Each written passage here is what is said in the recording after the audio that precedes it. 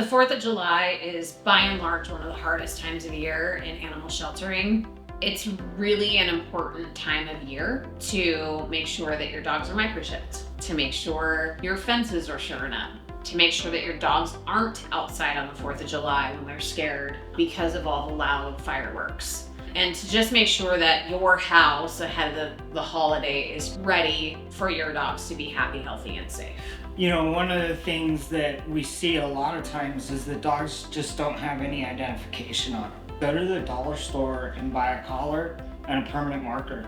Write your phone number on the collar. Most of these dogs are not going really far away from their homes. To make it easier on your neighbors who really don't want to take your dog to the shelter, who really don't want to call animal control, but they don't know who the dog belongs to.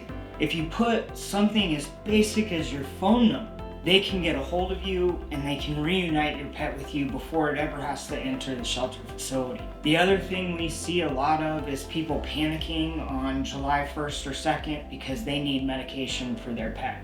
Do that now.